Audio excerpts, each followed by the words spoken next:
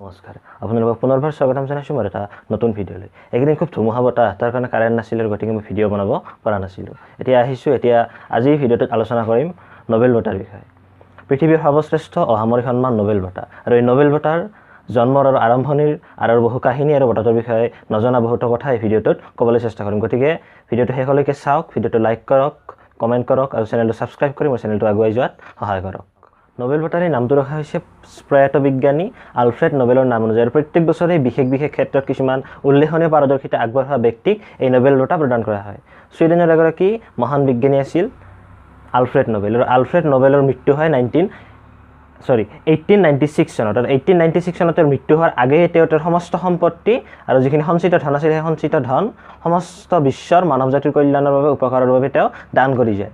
আৰু তাৰ পৰাই সেই সঞ্চিত সম্পত্তিৰ পৰাই 1901 চনৰ পৰা 6টামান ক্ষেত্ৰত যেনে ৰসায়ন বিজ্ঞান, পদাৰ্থ বিজ্ঞান, তাৰপিছত বিশ্বশান্তি, সাহিত্য আৰু চিকিৎসা বিজ্ঞানত এই নোবেল বঁটা প্ৰদান কৰা হৈছে।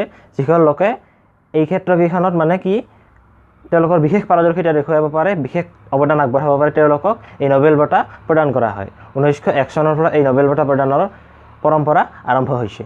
নিশ্চয় ভাবিছে যে মই অৰ্থনীতিৰ নোবেল বঁটাৰ বিষয়ে নক'লোঁ, কিন্তু অৰ্থনীতিৰ নোবেল বঁটাৰ আন এটা বেলেগ ইতিহাস আছে, আৰু সেই বিষয়ে ভিডিঅ'টোৰ শেষত আপোনালোকক কৈ আছোঁ।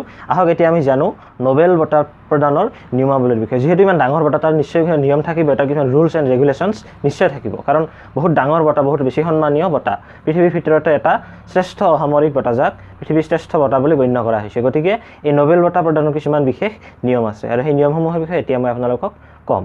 নোবেল বঁটা প্ৰদানৰ প্ৰথম নিয়ম হ'ল যে এই নোবেল বঁটা কেৱল জীৱিতজনকহে দিয়া হয়, কোনো মৃত ব্যক্তিক মৰণোত্তৰভাৱে নোবেল বঁটা প্ৰদান কৰা নহয়। আন এটা নিয়ম হ'ল যে নোবেল বঁটা কেৱল এটা ক্ষেত্ৰত খুব বেছি 3জন ব্যক্তিক দিয়া হয়, হাইয়েষ্ট 3জন ব্যক্তিক। এটা ক্ষেত্ৰত নোবেল বঁটা হাইয়েষ্ট 3জন ব্যক্তিকহে প্ৰদান কৰা হয়, যুটীয়াভাৱে দিলেও 3জনক দিয়া হয়, তাৰ বেছি দিয়া নহয়। আহকচোন এতিয়া জানো আমি নোবেল বঁটাতনো কি থাকে। ইমান ডাঙৰ বঁটা, নিশ্চয় আপোনালোকে জানিব মন গৈছে যে কিনো দিয়া হয় এই নোবেল বঁটাত। তো আহক আমি জানো যে নোবেল বঁটাত দিয়া হয় প্ৰায় 1.2 নিযুত মাৰ্কিন ডলাৰ, অৰ্থাৎ ভাৰতীয় হিচাপ মতে প্ৰায় 4,80 লাখ টকা। তাৰ লগতে এটা সোণৰ পদক আৰু এখন প্ৰশস্তি পত্ৰ, এইখিনি দিয়া হয় নোবেল বঁটা বিজয়ীজনক আগবঢ়োৱা হয়।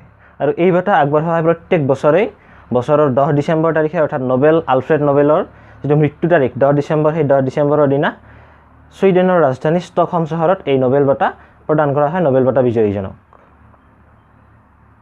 কৈছিলোঁ যে ভিডিঅ'টোৰ শেষত মই অৰ্থনীতি নোবেল বঁটাৰ বিষয়ে ক'ম, আৰু অৰ্থনীতি নোবেল বঁটাৰ ইতিহাসটো অলপমান সুকীয়া। তাৰমানে হৈছিল কি যে 1968 চনত ছুইডেনৰ বেংক অফ ছুইডেনে 300 বছৰ সম্পূৰ্ণ কৰে। 300 বছৰ সম্পূৰ্ণ কৰা উপলক্ষে তেওঁলোকে 1969 চনৰ পৰা কাৰ্যকৰী হোৱাকৈ এটা বঁটা দিয়াৰ কি কৰিলে, সিদ্ধান্ত ল'লে যে বেংক অফ ছুইডেন বঁটা বা অৰ্থনীতিত আলফ্ৰেড নোবেল সোঁৱৰণি বঁটা তেওঁলোকে দিয়াৰ এক সিদ্ধান্ত কৰিলে। আৰু 1969 চনৰ পৰা এই বঁটা আগবঢ়োৱা হৈছে।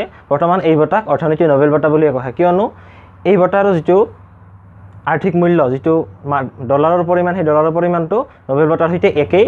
আৰু আলফ্ৰেড নোবেলৰ মৃত্যুৰ দিনা ঠিক সেই ছুইডেন দেশৰ ষ্টকহোম চহৰতেই 10 ডিচেম্বৰৰ দিনা এই বঁটা প্ৰদান কৰা হয়। গতিকে এই বঁটাটো বৰ্তমান অৰ্থনীতি নোবেল বঁটা হিচাপে জনাজাত। আপোনালোকে নিশ্চয় জানে যে অৰ্থনীতি নোবেল বঁটা বিজয়ী অমৰ্ত্য সেন ভাৰতৰ এজন বিশিষ্ট অৰ্থনীতিবিদ, তেওঁ নোবেল বঁটা পাইছিল অৰ্থনীতি বিজ্ঞানত।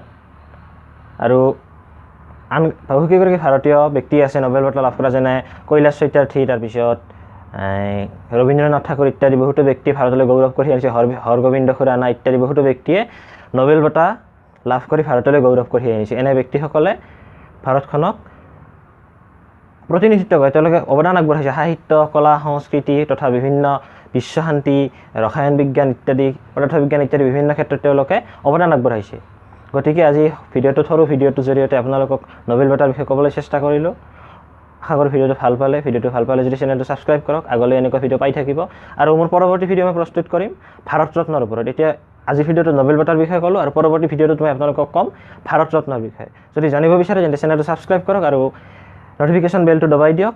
ভাৰত ৰত্নৰ বিষয়ে অতি শীঘ্ৰে এটা ভিডিঅ' পাই যাব, খুব সোনকালে 1 দিন বা 2 দিনৰ ভিতৰত আপোনালোকে ভিডিঅ'টো পাই যাব। ধন্যবাদ।